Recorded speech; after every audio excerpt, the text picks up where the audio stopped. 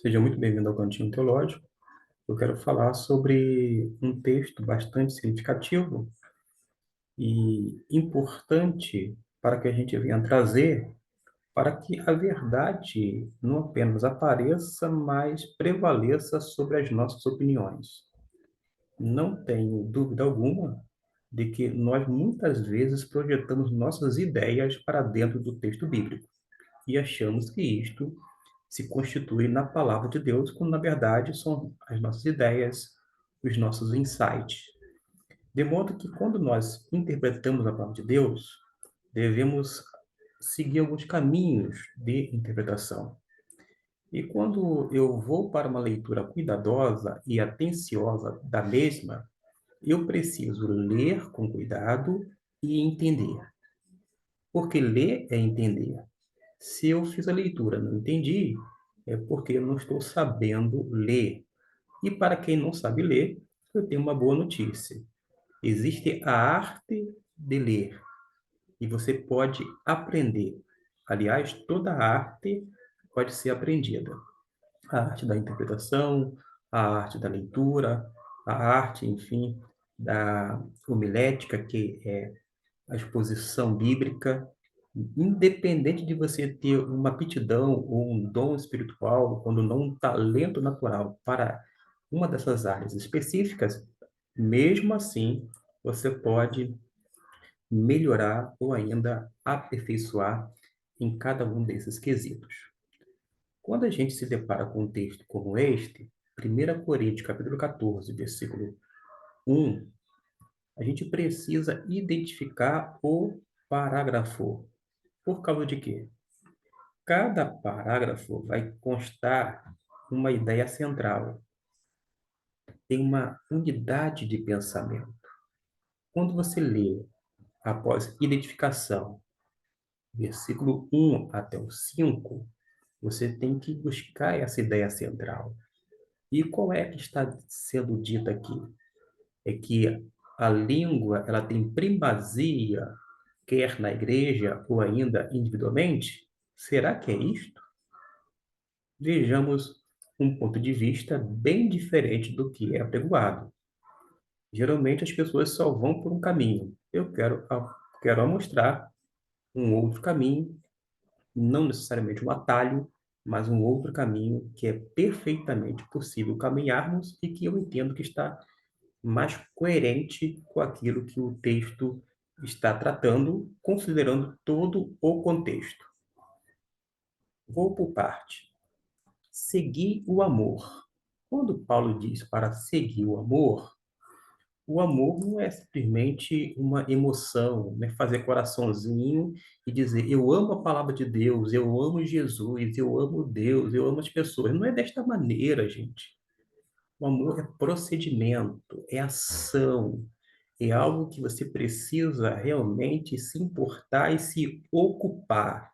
De modo que, quando diz aqui, seguir, no grego, seguir não é simplesmente ir atrás, mas sim, conforme está aqui, a ideia é de perseguir. Imagine agora uma cena como esta. Tem um carro à frente e está em alta velocidade, e de repente você está na cola dele, perseguindo aquele veículo, e é justamente esse conceito que nós temos da palavra seguir. Seguir o amor, a ideia é de perseguir, vai atrás, corre, corre, não descola dele, porque a gente precisa esse modo ou esse caminho excelente. Precisamos percorrer, correr atrás, perseguir por este caminho para que a gente venha alcançar todas as coisas necessárias que façam realmente sentido para as nossas vidas. E quando a gente fala aqui sobre seguir o amor, na sequência menciona procurai com zelo os dons espirituais. Vamos por parte, como eu disse agora há pouco. Esse procurai Não é aquela ideia de sair buscando como se inexistisse naquele contexto eclesiástico. Ah, não tem nenhum tipo de dom desta espécie, então a gente vai ter que buscar. Ou ainda, você não recebeu esse dom específico, ah, eu vou buscar o Senhor em oração, em jejum, com sinceridade. Não é nada disso. Dentro do contexto, veja, falando para os crentes em Corinto, veja entre vocês mesmos, procurai, ou seja, vejam os dons com um certo zelo. Esse zelo, a ideia de ferver, ou seja, esse zelar é como se colocasse um azeite dentro da panela e aquele azeite estivesse com aquela efervescência. Isso demonstra o zelo ao procurar, ao ver entre eles os dons espirituais. Logo de início, Paulo mostra a preferência dele. Sempre vai ser profetizar. Não abre mão para nenhum tipo de exceção. Paulo é favorável o tempo inteiro ao culto inteligível, ou seja, compreensível. O tempo inteiro, o tempo todo. E por mais que algumas pessoas achem que o versículo 4, que é o ponto de partida, pelo menos que está na minha mente, e foi a razão de trazer esse vídeo, mostra que alguém que fala em uma língua edifica a si mesmo, eu penso de uma maneira diferente. Pode ser que você esteja certo. Agora, se eu estiver certo, aí você automaticamente está errado. Mas o objetivo não é saber quem está certo e quem está errado, e sim o que o texto diz. E vamos caminhar de uma forma tranquila. Veja bem que diz no versículo 12, porque o que fala em língua desconhecida não fala aos homens, senão a Deus, porque ninguém o entende. E em espírito fala mistérios. Eu vou deixar esse versículo para depois, que é assunto de um outro vídeo, que a gente pode trabalhar e que tem uma ideia diferente do que nós concebemos, acredite em mim, mas o que profetiza fala aos homens para edificação, exortação e consolação. Note que no versículo 3 mostra mais uma vez o contraste de quem fala em línguas. A profecia recebe destaque, luz. Depois, Paulo fala justamente que quem profetiza edifica, exorta e consola. Se a gente continuar a leitura do texto bíblico, lá no versículo de número 19, conforme eu vou mostrar para você, ele diz que quem usa a maneira inteligível, isto é, compreensível, ao dizer, todavia, eu antes quero falar na igreja 5 palavras na minha própria inteligência, isto é, de modo compreensível, inteligível, com entendimento, para que possa instruir os outros, ou seja, é mais um elemento da profecia ou desse modo compreensível quando se expõe a palavra de Deus ou algo vindo do coração de Deus. De modo que, embora no versículo de número 3 tem 3 características da profecia, que repito, edificação, exortação e consolação, por tabela, quando você considera o contexto, também tem instrução. Edificação, exortação, consolação e instrução. Fizemos essa consideração aqui. Vamos agora nos deter, não no versículo 4, vou deixar por último, e vamos para o versículo de número 5. Parece para alguns que Paulo está incentivando, que ele quer que as pessoas falem línguas, mas não é bem isto, porque o tempo inteiro, dentro desse parágrafo, ele está enfatizando o quê? Línguas ou profecia? Profecia. E ele toda hora está fazendo um contraste. Mais, mas é algo gritante da parte do apóstolo Paulo. E quando ele diz assim, eu quero que todos vós faleis em línguas, ele está permitindo, é uma forma de concessão da parte do apóstolo Paulo. Por que que ele está concedendo? Gente, a igreja em Corinto estava completamente dividida. Vale a pena lembrar lá no início de que uns diziam ser de Paulo, outros de Pedro, Apolo e até alguns de Cristo. Havia carnalidade no seio da igreja, quando Paulo diz: porventura, havendo entre vós contendas, não sois carnais? Além do que, havia um estado de meninice. Ele queria que as pessoas deixassem as coisas de meninos e se tornassem adultos, ou seja, que houvesse esse amadurecimento. Tanto é que ele fala sobre a necessidade momentânea de dar leite espiritual ao invés de um alimento sólido, porque eles não podiam suportar. E não para por aí. Havia ignorância no tocante a casamentos, a relacionamentos, a ceia do Senhor. Eles não concebiam corretamente a ideia do corpo de Cristo e esse elemento da Eucaristia, uma referência à ceia.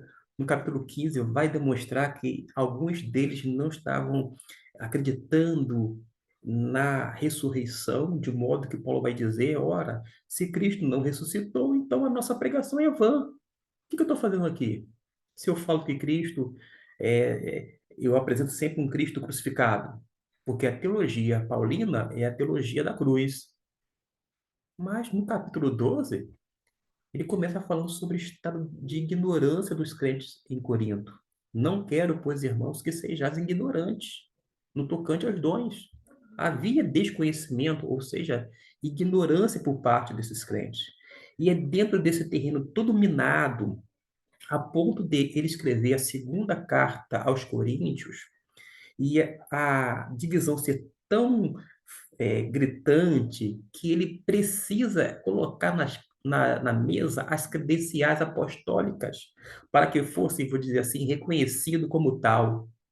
E quando ele disse que eu trago no corpo as marcas de Cristo, porque ele passou por privações, apedrejamento, levou chicotadas por amor de Cristo, ele está apresentando para fazer frente àquelas pessoas que não estavam aceitando a sua autoridade apostólica, porque era uma igreja subdividida e não apenas dividida.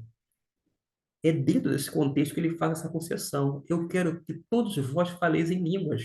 Mas se a gente observar no texto grego, apresento aqui de uma forma muito rápida, no versículo de número 5, quando fala que eu quero que, que faleis em línguas, não há nenhuma palavra no que a gente chama de modo imperativo, como se fosse uma ordem. Paulo não está ordenando, Paulo não deseja realmente, ele está simplesmente permitindo por conta desse contexto o qual eu descrevi agora há pouco.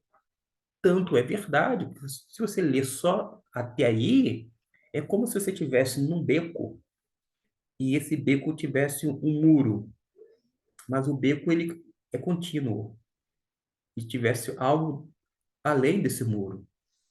Fica truncado. Você fica sem saber para onde vai e até mesmo tem um entendimento errôneo. Ah, então Paulo quer que realmente a igreja, o que todo mundo fale, não quer, porque ele já vai dizer que no tocante ao dom de variedade de línguas, o dom real, o dom do Espírito Santo, que é concedido como o Espírito Santo quer, isto é, como lhe apraz, que é dado justamente para os homens, a fim de edificarem-se. Ele diz claramente que nem todo mundo tem dom de variedade de línguas. Falam, porventura, todos diversas línguas? Não, é a resposta categórica que se espera de cada uma das perguntas feitas. Tem, interpretam-nas todos? Claro que não, nem todo mundo tem o dom da interpretação.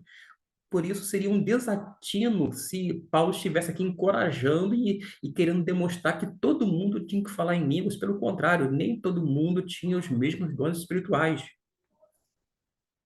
Existe sim uma harmonia pela concessão do Espírito Santo. Ademais, quando a gente lê o capítulo 1, versículo 7, não havia falta de dom algum. Você pode ir lá na sua Bíblia e ler, de modo que nenhum dom vos falta. Ou seja, a concessão dada pelo Espírito Santo era perfeita.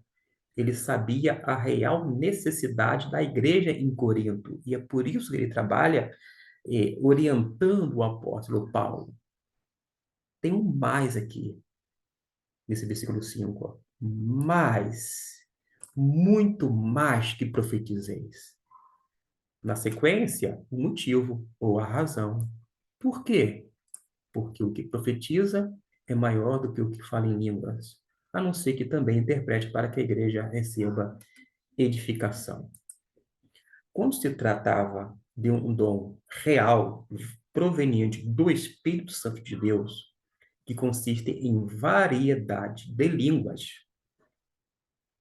eu poderia traduzir como diversas línguas étnicas, elas seriam interpretáveis. Agora, como é que você vai interpretar palavras não concatenadas, ininteligíveis, incompreensíveis?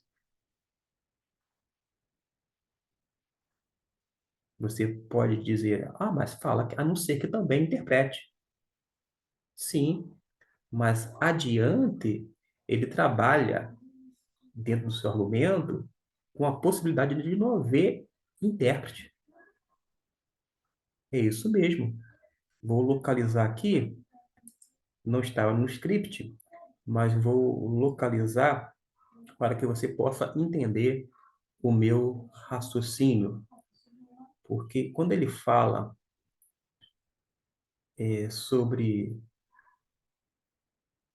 a interpretação, ele vai, em algum momento, falar justamente o que eu estou querendo dizer e que me foge justamente à memória o texto, mas que fará falta caso a gente não conceba deste modo. Quer ver um exemplo? Ele fala assim no versículo 28, localizei enquanto estou falando aqui. Mas se não houver intérprete, esteja calado na igreja e fale consigo mesmo e com Deus. Fique quietinho, aquietai, nada de estardalhaço, nada de balbúrdia, nada de movimentação, nada de vozerio. Fique numa boa, sem desordem, decentemente, porque um culto com ordem e decência, Deus é glorificado. Volto para o versículo o qual estou me detendo, e a gente vai observar que ele, uma vez mais, fala na parte final, para que a igreja receba a edificação. Coisa boa, maravilhosa é quando a igreja toda é edificada e não alguns poucos. É para o grupo inteiro a edificação, não para um subgrupo. Agora sim, vou falar um pouquinho sobre essa expressão aqui, edifica-se a si mesmo. Diz essa versão, o que fala em língua desconhecida, edifica-se a si mesmo. Lembrando que quando você para aí, e via de regra as pessoas ficam nesse versículo, citam-no, mas de um modo incompleto, e trunca o texto, não vai para frente. E isto distorce o texto, distorce e encobre a intenção de Paulo, porque ele diz o que fala a língua, nessa versão desconhecida, ou em outras versões estranha, lembrando que o termo desconhecida e estranha é estranho ao texto, ou seja, não se encontra aqui, no versículo 4. Não tem, realmente, ó, o termo estranha, não tem, nem desconhecido. Parece estranho? Que coisa estranha, né? É diferente. Porque a gente fala uma coisa, mas na Bíblia não tem o adjetivo estranha, muito menos desconhecida. É algo colocado pelo tradutor, que nas Bíblias mais antigas estava em itálico, de uma forma inclinada, para indicar que não fazia parte do original, que ganhou uma outra semântica, conforme nós temos visto nos dias atuais, e que não corresponde necessariamente nem com o que o autor, digo, com o que o tradutor desejou naquele momento, naquela época, muito menos faz jus com o que o texto bíblico diz. Voltando ao texto no versículo 4, como assim o que fala em língua edifica a si mesmo? Será que é isso mesmo? Será que Paulo está dizendo que existe uma exceção, que há um dom para edificação pessoal? Todo mundo, no modo de dizer, vai por essa vertente. Mas como eu não sou todo mundo, eu discordo. E quero apresentar aqui a minha discordância, não fazendo que nem alguns alunos levantam o braço e falam, professor, eu discordo. Alguém pode perguntar, e daí? Se discorda, o problema é seu. Geralmente as pessoas não sabem argumentar. Discorda e traz um versículo que não foi entendido para dentro de um texto. Não vai entender bolufas mesmo, nem o texto que foi trago, muito menos o texto em questão. Mas acontece que não é simplesmente discordar. Eu discordo e argumento. É só você acompanhar a minha argumentação, e de modo que eu desejo que você seja convencido pelas Escrituras. Se eu entender que Paulo está dizendo e abrindo uma exceção que o que fala em língua edifica a si mesmo é um fator positivo, eu entro em choque com o que está no capítulo de número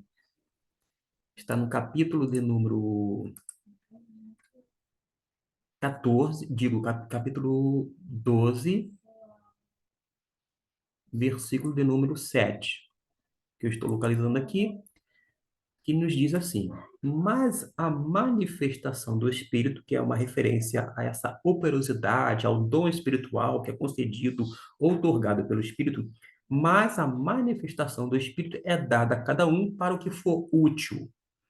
Uma boa tradução é para um fim proveitoso, porque não é dado para o indivíduo em si, é dado para a coletividade, em benefício de todos.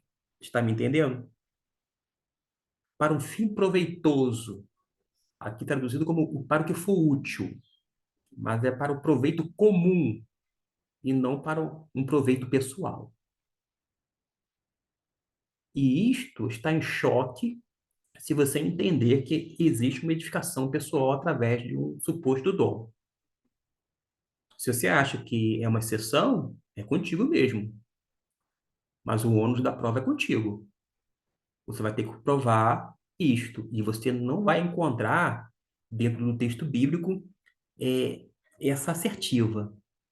Porque todo dom, sem exceção, quando a gente lê capítulo 12, é para a edificação da igreja de Cristo, para a edificação de todos. Uma outra coisa que faz eu pensar bastante e corrobora com o que eu estou dizendo, talvez você desconheça, é o fato que em 1 Coríntios, capítulo 10, lá no versículo de número 33, o apóstolo Paulo, ele vai dizer assim: como também eu em tudo agrado a todos, não, vou destacar, não buscando o meu próprio proveito. Ora, o próprio apóstolo Paulo não buscava o seu próprio proveito. O contexto pode ser outro, mas o princípio permanece. Ele não é interesseiro. Ele visa o bem comum, porque ele diz na sequência, mas o de muitos, para que assim se possa salvar. Ele não se preocupa com uns, e sim com todos. Percebeu o que eu estou querendo não insinuar, mas mostrar para que você veja com seus olhos e creia na palavra de Deus? O apóstolo Paulo tem tanta bagagem, tanta moral, que ele fala assim: sede meus imitadores, assim como eu sou de Cristo. Quer ser seguidor de Jesus? Siga o exemplo apostólico da parte de Paulo, porque ele não buscou o seu próprio proveito, mas o de muitos. E esse princípio deve reger a nossa vida, porque assim também foi com a vida de Jesus. Jesus fazia o bem a todos, não a alguns poucos, para você ter uma ideia. Percebeu onde eu estou querendo chegar? Não de forma tendenciosa, mas mostrando para você que nesse plano de fundo e dentro da mesma epístola existem alguns sinais, alguns indícios de que aquela edificação pessoal não é algo positivo e sim negativo. Então, por que Paulo ele menciona daquela maneira? A gente vai observar que Paulo chega a ser irônico não apenas ali, mas em outros momentos das suas epístolas. E foram 13 epístolas. Tem uma pontinha de ironia. Em outras palavras, é um sarcasmo. O sarcasmo está presente em textos do Antigo e do Novo Testamento.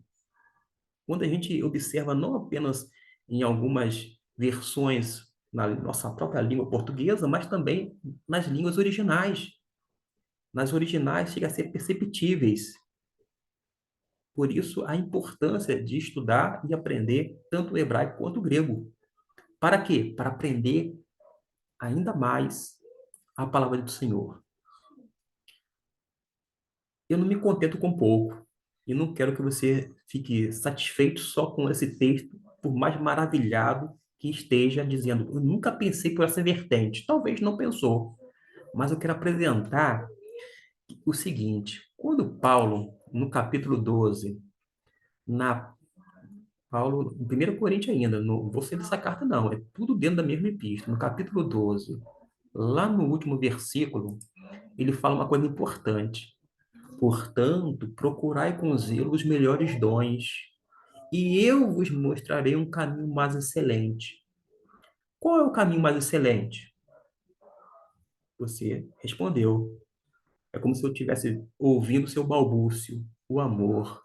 Pois bem, está de parabéns. Como discípulo de Jesus e leitor atento às Escrituras, você sabe muito bem que o amor é o caminho sobre o modo excelente. E quando a gente fala em amor, note que no capítulo de número 13, que fala sobre ele, vai dizer algo importantíssimo para a compreensão no versículo de número 5. Isso mesmo. Deixo aqui o destaque.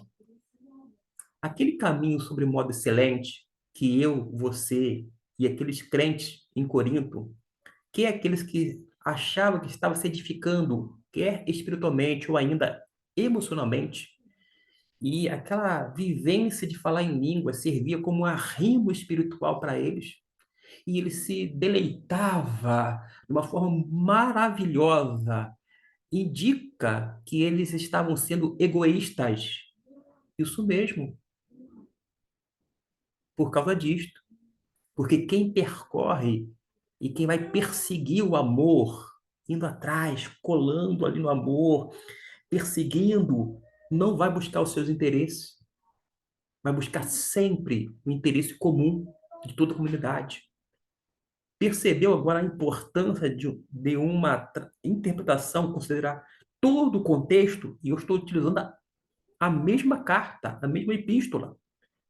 Eu não estou trazendo texto de outras epístolas paulinas, eu estou utilizando tão somente aquilo que ele já tinha dito anteriormente e não poderia jamais esquecer, e você não pode deixar passar desapercebido estas coisas. De modo que, quando eu volto para 1 Coríntios, capítulo 14, eu peço só um pouco de paciência para você, eu não vou fazer nenhum recorte por questão de tempo. Quando a gente vai para o versículo de número 4, esta expressão aqui, pelo menos para mim, fica mais nítida, edifica-se a si mesmo, corresponde, primeiramente, a uma ação negativa. Não é louvável dentro do contexto cristão, não. Para mim, não há exceção. Parece-me que para Paulo também não. Porque havia crentes que estavam trazendo algumas dificuldades, algumas desordens na igreja em Corinto, e ele se dirige, ora, a estas pessoas, tanto é que ele fala no singular. O que fala em língua, edifica a si mesmo. Depois ele faz uma mudança de voz. Como assim? Quando ele vai explicando, tipo no versículo 9. assim também vós, isto é, assim também vocês, se não pronunciar de palavras bem inteligíveis, como se entenderá o que se diz? Porque estareis como que falando ao ar. Essa mudança de voz tem que ser levada em consideração. Ele ora se dirige àquele grupo que está causando, que está provocando algumas desordens. E ele fala assim: por isso, o que fala em língua, eu estou lendo o versículo 13, ore para que possa interpretar. Depois, ele vai, uma vez mais, mudar a voz. Quando fala voz, é da forma que ele se expressa. Aí, quando ele se dirige à igreja toda, assim também vós. Note que ele primeiro fala diretamente quem está causando, ora ele se dirige à igreja toda. Ele está argumentando com as pessoas que estavam criando certa dificuldade litúrgica, inclusive, ou eclesiástica, se você entender assim melhor, e ele coloca os pingos nos is. Por isso que, sem sombra de dúvida, eu entendo que esse versículo 4, que fala em língua desconhecida, conforme essa versão, já fiz a ressalva aqui, edifica-se a si mesmo, lendo até aqui, é um texto truncado, porque Paulo diz, mas o profetiza edifica a igreja. Ele não está sendo favorável a uma edificação pessoal, não. Ele está apenas mostrando ou indicando a situação daquele indivíduo da qual ele está se referindo. Não um indivíduo só, não, mas a quem está fazendo daquela maneira. Mas há essa mudança de voz. Quando ele quer orientar toda a igreja, em termos comportamental, ele vai dizer, assim também vós. Mas ele trabalha, ele vai pontuando, ele chega a ser quase que cirúrgico, ele vai pontuando ali direitinho, dizendo que, de uma forma, através do sarcasmo, ou daquela pitadinha de ironia, que nada mais é uma atitude de egoísmo. Não sei se você já pensou nesse sentido, por esse viés, mas essa é uma possibilidade. Quando eu falo possibilidade, eu tenho convicção disto. Quando eu leio todo o capítulo 14, eu vejo que Paulo não incentiva o falar em línguas, mas ele é completamente favorável a, uma, a um culto inteligível, isto é, compreensível.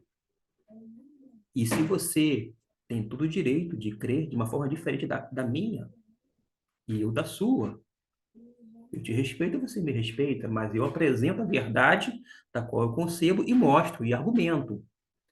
Não que eu seja melhor, mas porque eu já pensei que nem você.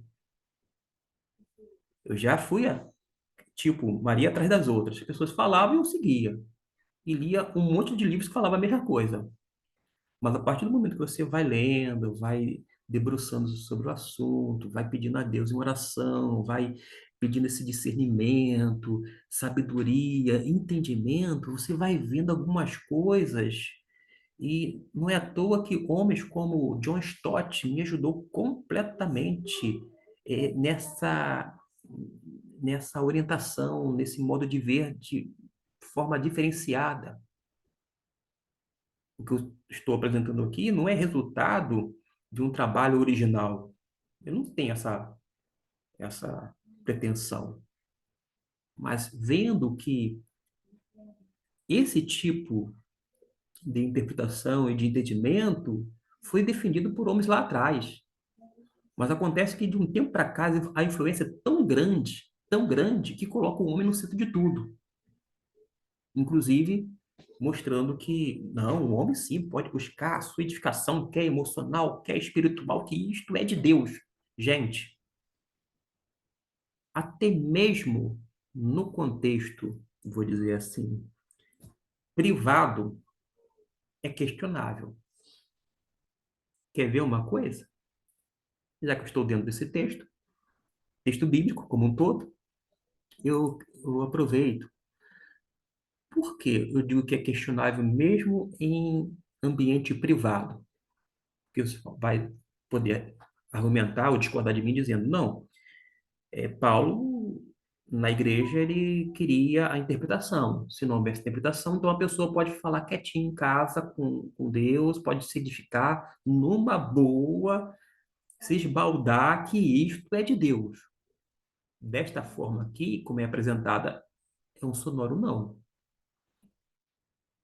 Quando ele fala mais adiante, eu sei que dentro do contexto da igreja, ele sempre vai enfatizar para a edificação da igreja, que nem aqui, ó, versículo 12. Assim também vós, como desejais dons espirituais, procurai abundar neles para a edificação da igreja. Mas ele sugere aqui, e ele está se dirigindo agora a quem está falando em língua. Por isso, o que fala em língua, ore para que possa interpretar. Mesmo a pessoa em casa deveria saber o teor das línguas, do que se trata. Você pode não acreditar em mim, mas ainda assim vou insistir nessa tecla. Maior valor não está na fala em si, mas sim na compreensão. E eu estou fazendo coro com Paulo, porque no versículo 14, do capítulo 14, ele fala assim: porque se eu orar em língua, o meu espírito ora bem. Aí você vai dizer que coisa boa. Mas o meu entendimento fica sem fruto. Paulo quer que o seu entendimento fique sem fruto, quer no privado, está no seu quarto, na sua casa manda você, não sou eu. Mas significa que você vai buscar a edificação, vai buscar esse tipo de procedimento? Penso que não, à medida que eu leio Paulo. E eu me agarro a ele, entendendo que ele está sendo orientado pelo Espírito Santo de Deus. Porque ele prossegue, porque o meu entendimento fica sem fruto. Ele vai resolver. Que farei, pois? Orarei com o Espírito, mas também orarei com a mente. Para aquelas pessoas que estão utilizando a língua, uma linguagem incompreensível, como a rima espiritual ou a rima emocional, não importa da forma que seja, mas que se sente muito bem, busca essa edificação espiritual, ele fala a maneira correta. Que farei, pois? Orarei com o espírito, mas também orarei com a mente, isto é, com o entendimento. Cantarei com o espírito, mas também cantarei com o entendimento. Demonstrando que há necessidade de compreensão daquilo que é dito. Há necessidade. Ah, mas eu me sinto muito bem. Pode se sentir nas nuvens, no céu, mas não há compreensão. E o valor está justamente aí, na compreensão, não na fala em si. Ah, mas isto é demais para mim. Eu não entendo dessa forma, não, você vai dizer. Tudo bem. Eu não estou obrigando você a nada, a pensar o contrário, apenas estou mostrando aqui. E prossigo. Suponhamos que o apóstolo Paulo ele esteja pensando diferente da maneira que você pensa. Como assim? Porque há indício de que ele prefere o tempo inteiro a inteligibilidade, não o falar de uma maneira incompreensível. Ah, é? Sim. Observe que o apóstolo Paulo, ele faz uma comparação que é gritante. É um checkmate. Ele fala assim, embora o contexto aqui seja na igreja, mas a questão relacionada ao entendimento, à compreensão, vale tanto para o contexto eclesiástico quanto para o contexto privado. Mas ele fala assim: todavia, versículo 19, eu antes quero falar na igreja 5 palavras na minha própria inteligência, algumas versões no próprio entendimento, para que possa instruir aos outros do que 10.000 palavras em língua desconhecida. Se Paulo tivesse tanta estima pela língua que alguns crentes em Corinto estavam enunciando, essa comparação é gritante. 5 palavras compreensíveis, que pode ser dita numa sentença apenas, numa frase, contra, literalmente, 10.000 palavras em uma linguagem incompreensível. Para mim, é um checkmate. Não tem mais conversa. Eu posso até já clicar aqui e desligar o vídeo. Falar mais o quê?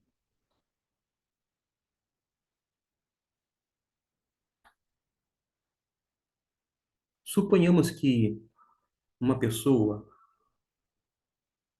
naquele contexto de Corinto, não quer nem trazer para os dias atuais. Porque quando você fala sobre os dias atuais, as pessoas são melindrosas. As pessoas se ofendem facilmente. Mas eu quero falar. E suponhamos que um crente que estava falando em língua, em Corinto,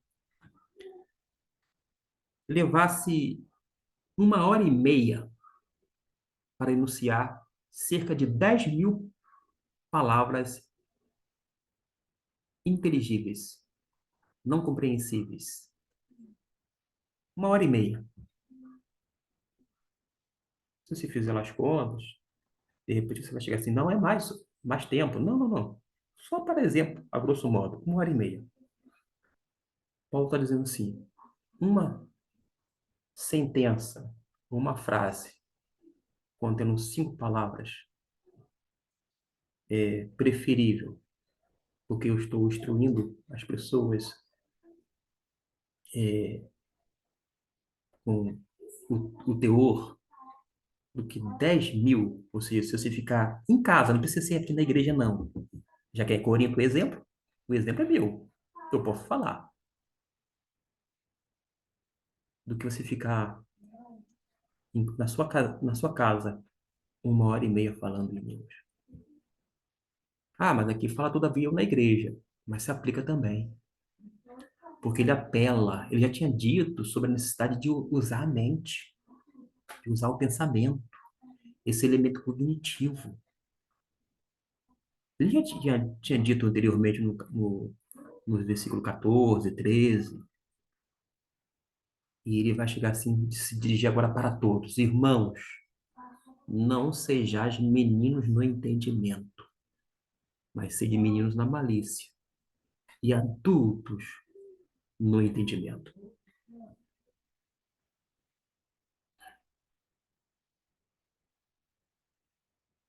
Com o passar dos anos, e como nós vivemos neste presente século, eu nasci no século passado, eu nasci no século XX, nós estamos no século XXI.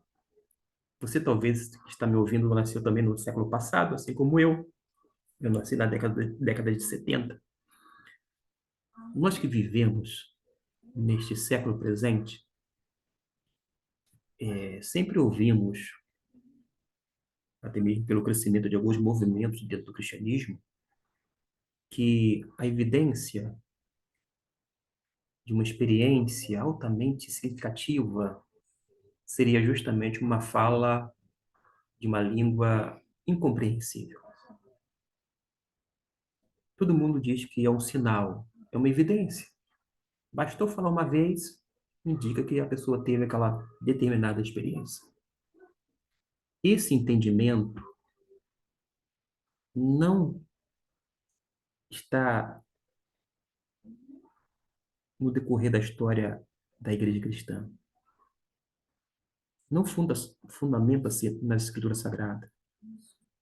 Porque nunca a Escritura Sagrada se refere a uma linguagem compreensível como um sinal de uma experiência altamente gratificante, recompensadora, abençoadora, nada disto.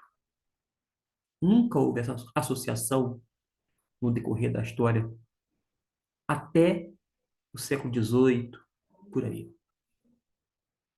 Nunca.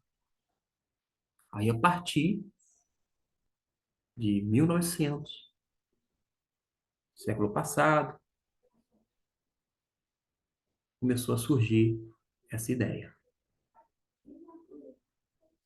Ah, mas o que que a Bíblia diz? Se você está preocupado com o que a Bíblia diz, a Bíblia não diz para você buscar nenhum tipo de experiência após a sua conversão, a não ser Efésios 5, versículo 18. Enchei-vos do Espírito. Quanto mais cheio do Espírito, menos de si você vai ter dentro. E existe nos testemunhos, na experiência, muito eu, muito eu. A pessoa conseguiu, a pessoa conquistou tudo que a gente observa no Novo Testamento, de uma forma particular, é graça de Deus, é dádiva, é presente. Mas nunca está associado com esta ideia de meritocracia, de fazer, de jejuar, de buscar, de anelar, de desejar, a não ser, repito, o fato de nós, como crentes de Jesus, buscarmos ser cheios do Espírito. Porque isto sim é uma ordem, é um imperativo no grego. Mas na Bíblia, e você que se contenta só com a Bíblia, vai dizer que línguas, e quando fala que línguas, Paulo está colocando as coisas no seu devido lugar. Você precisa ler dentro do contexto. Versículo 21, ele introduz não uma linguagem incompreensível, mas inteligível, e cita Isaías 28, versículo 11. Está escrito na lei, fazendo alusão a esse texto, por gente de outras línguas e por outros lábios falarei a este povo, e ainda assim me não ouvirão, diz o Senhor. De sorte que as línguas são um sinal. Para quê? Para uma experiência mais renovadora, mais vivificante? Não. Dentro desse contexto aqui. De sorte que as línguas são um sinal não para os fiéis, não para os crentes, mas para os infiéis. Percebeu só? Nos é ensinado uma coisa, mas não faz jus. E aquilo que é preceituado na Bíblia é ignorado por muitos. Por causa de que disto? Será que nós estamos ouvindo mais as pessoas ao invés de ouvir a voz de Deus através das Escrituras? Por isso que, categoricamente, eu enfatizo a importância da revelação completa contida na Palavra de Deus, tendo-a como única regra de fé e prática. Nós não precisamos ouvir outros tipos de vozes nas formas de revelações diversas, contemporâneas, porque nós cremos na suficiência das Escrituras. Assim eu creio. Não sei se você vai poder dizer um amém, mas assim eu creio, porque assim eu li, eu entendi, eu interpretei, eu apliquei de uma forma plausível, com a contribuição e colaboração de muitos homens de Deus no decorrer da história. E, sobretudo, com a participação do Espírito Santo, me levando para dentro das Escrituras, cada vez mais e mais sendo, sendo eu conduzido por ele para as Escrituras. Porque ele não nos empurra até a verdade. Ele nos guia até a verdade. Mas para nós sermos guiados à verdade escriturística, precisamos ter a disposição de atentar para a voz dele e caminhar sob a direção divina. Ademais, precisamos tapar nossos ouvidos para que os homens estão dizendo, por mais agradáveis que sejam os ensinos, para ouvir unicamente o ensino da parte do Senhor. Talvez para você, mesmo após essa finalização, não seja um tanto concebível, mas garanto, À medida que você lê mais e mais a Bíblia, o Espírito Santo vai lhe mostrando, vai lhe conduzindo, vai lhe dando entendimento da revelação devidamente registrada em sua palavra. Porque o Espírito Santo sempre vai nos conduzir para a Bíblia, não para fora delas. Se você não entendeu uma parte ou outra, eu não o culpo, mas quero deixar para você o seguinte comentário. Estou à sua disposição para explicar outros textos, quer na forma de vídeo, quando não, nos comentar de uma forma mais sucinta, mais resumida, no intuito de lhe ajudar. Agora, se você simplesmente discorda por discordar, não tem nenhuma dificuldade quanto a isso. Viva numa boa, fique tranquilo.